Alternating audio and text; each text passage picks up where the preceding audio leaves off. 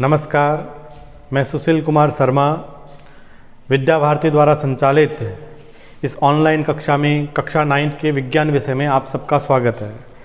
हम अध्याय 3 परमाणु एवं अणु का अध्ययन कर रहे थे, जिसके अंतर्गत हमने जो अध्ययन किया है उसके आगे आज हमारा जो प्रकरण का बिंदु है वह है विभिन्न तत्वों के परमाणुओं के आधुनिक प्रतीक किस प्रकार से दिए जाते हैं। कि इसके अंदर जो सबसे पहले एक वैज्ञानिक आया था जिसका नाम था डाल्टन। डाल्टन है, उसने क्या किया, एक प्रतीक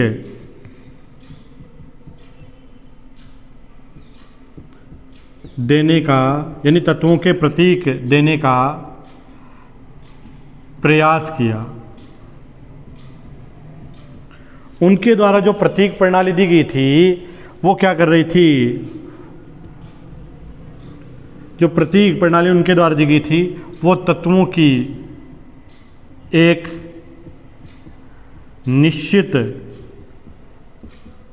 मात्रा एवं एक परमाणु को इंगित करती है। कि तत्वों की जो प्रतीक प्रणाली डाल्टन के द्वारा दी गई थी वो क्या करती है कि तत्व की एक निश्चित मात्रा को बताती है और साथ ही साथ उस एक परमाणु को इंगित करती है कि ये बताती है कि वो एक परमाणु है, वो उस तत्व की एक मात्रा को निरूपित कर रहा है। जैसे इसके अंतर्गत कुछ उदाहरण आते हैं।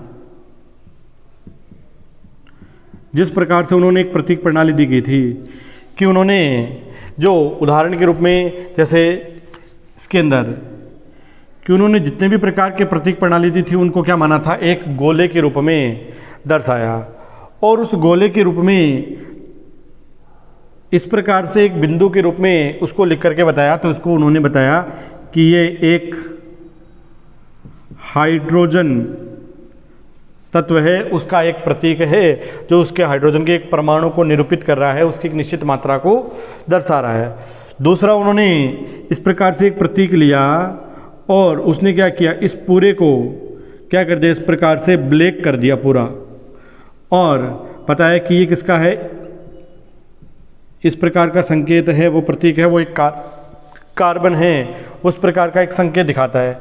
अगर इस प्रकार से गोले के रूप में है और उसको पूरा रिक्त छोड़ दिया तो ये किसका है, ऑक्सीजन के एक प्रतीक को निरूपित कर रहा है, ऑक्सीजन के एक परमाणु की मात्रा और एक ऑक्सीजन के परमाणु को बताता है।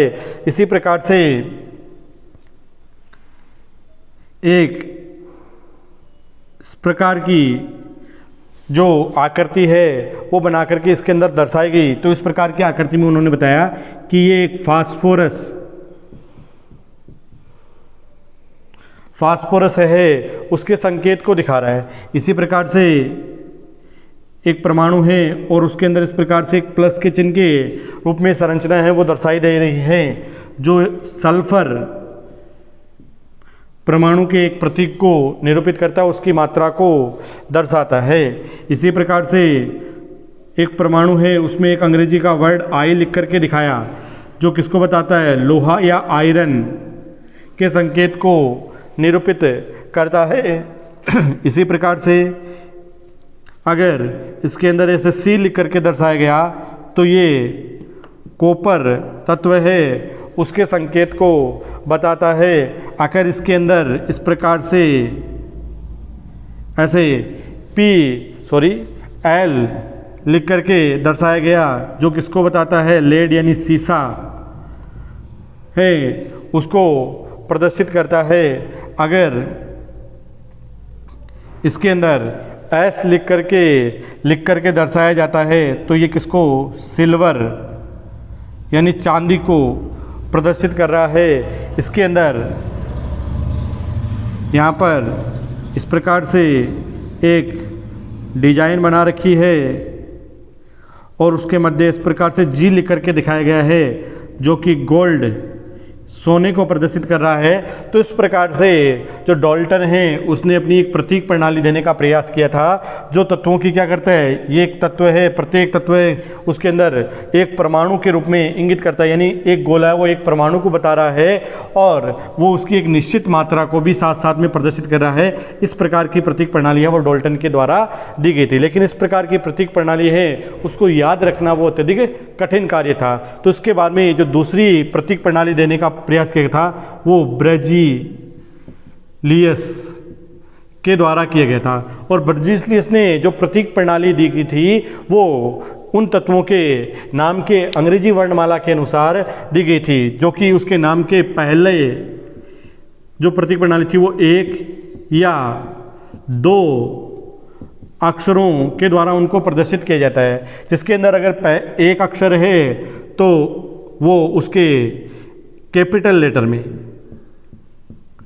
कैपिटल लेटर यानी बड़ी वर्णमाला के रूप में, और अगर दो अक्षर है तो उसमें जो प्रथम अक्षर है वो कैपिटल लेटर में और जो द्वितीय अक्षर है वो स्मॉल लेटर में, स्मॉल लेटर के रूप में लिख करके है वो दर्शाया जाता है। इस प्रकार से ब्रेजिलियस ने प्रतीक प्रणाली है वो दी थी।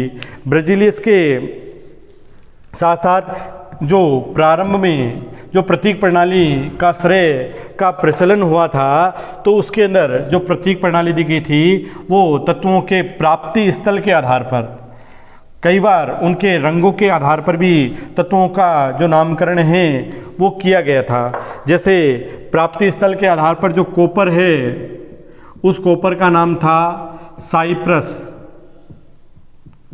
है, वो प्राप्ति स्थल के आधार पर इस प्रकार का नामकरण है वो किया गया। जो गोल्ड है वो किसके आधार पर, इसका जो रंग है वो पीला होता है, विशिष्ट प्रकार के रंग के आधार पर पीला जो रंग है वो पीले रंग के आधार पर इसका नामकरण है वो गोल्ड रखा गया। तो इस प्रकार से प्रारंभ में जो प्रतीक प्रणाली है वो दी गई थी। इसके बाद में डाल्टन ने अपनी जो प्रतीक प्रणाली दी थी वो उन तत्वों की एक निश्चित मात्रा और परमाणु की एक इकाई के रूप में उसको इंगित करती है। जो ब्रेजिलियस के द्वारा प्रतीक प्रणाली दी गई थी वो उनके अंग्रेजी वर्णमाला के एक अक्षर या दो अक्षरों के द्वारा प्रदर्शित की जाती है।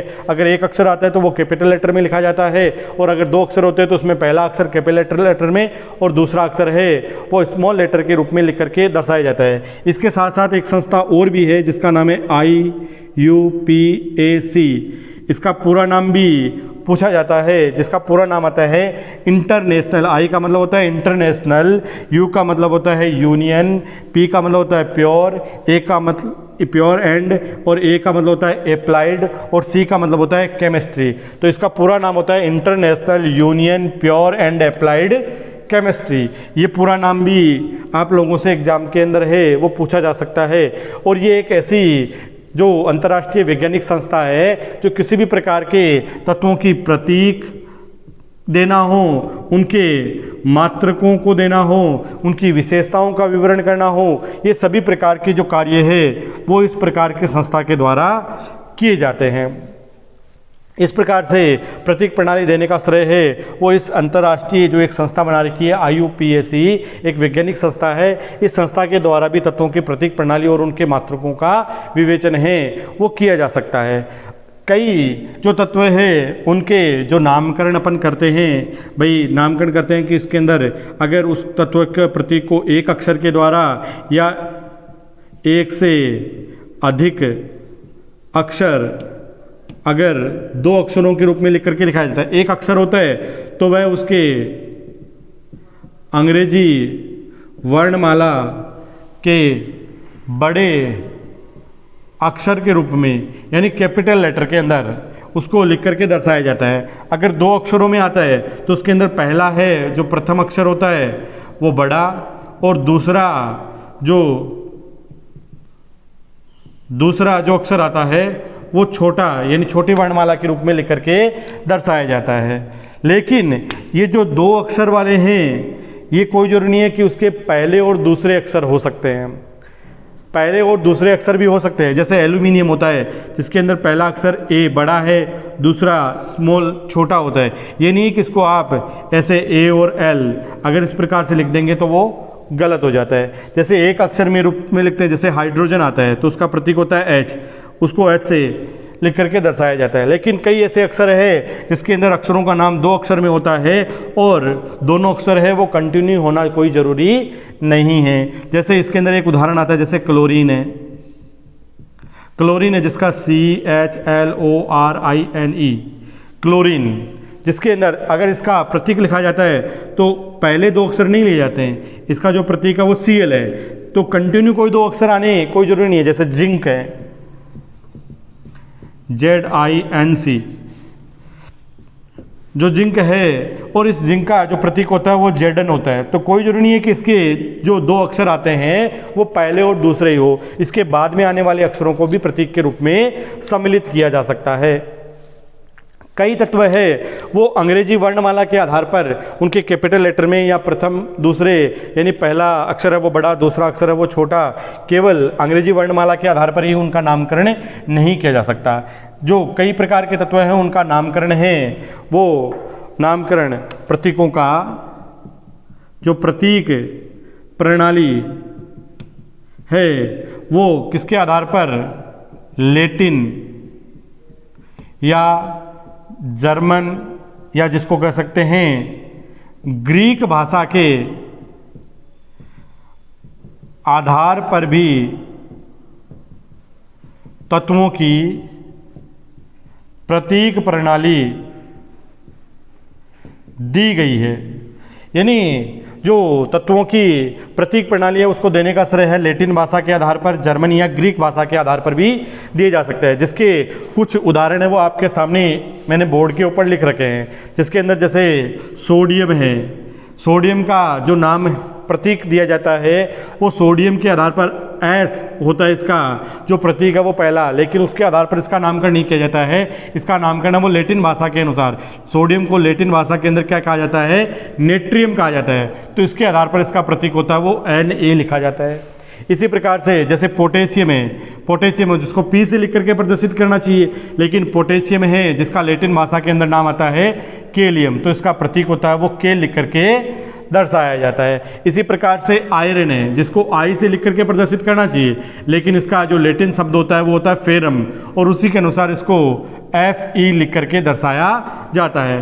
कॉपर है तो उसको C से लिख करके प्रदर्शित करना चाहिए, लेकिन इसका जो लैटिन शब्द होता है जिसका नाम होता है क्यूप्रम, तो इसको Cu से लिख करके है वो दर्शाया जाता है। इसी प्रकार से जैसे सिल्वर है जिसको लैटिन भाषा में अर्जेंटम कहते हैं, तो अर्जेंटम है तो इसको Ag से लिख करके प्रदर्शित किया जाता है। टिन है जिसको लैटिन भाषा में शब्द है स्टेनम से लिख करके दर्शाया जाता है, तो इसका प्रतीक होगा वो एसन होता है। इसी प्रकार से एंटीमनी है जिसको लैटिन भाषा के अंदर स्टीबियम के नाम से जाना जाता है, तो इसका जो प्रतीक होता है वो Sb लिख करके दिखाया जाता है। टंगस्टन होता है, उस टंगस्टन को लैटिन भाषा के अंदर वुल फॉर्म कहते हैं, और जो वुल फॉर्म है जिसको W से लिख करके दर्शाया जाता है। इसी प्रकार से जो सोना या गोल्ड है जिसको लैटिन भाषा के अंदर ऑरम कहते हैं, जिसको Au से लिख करके प्रदर्शित करते हैं। मरकरी या पारा है या इसको पारद भी कहते हैं, जिसको लैटिन भाषा के अंदर हाइड्रेजियम कहते हैं, जिसको Hg से लिख करके प्रदर्शित किया जाता है। सीसा है जिसको लैटिन भाषा में प्लम्बम कहा जाता है, जिसको Pb से लिख करके प्रदर्शित किया जाता है।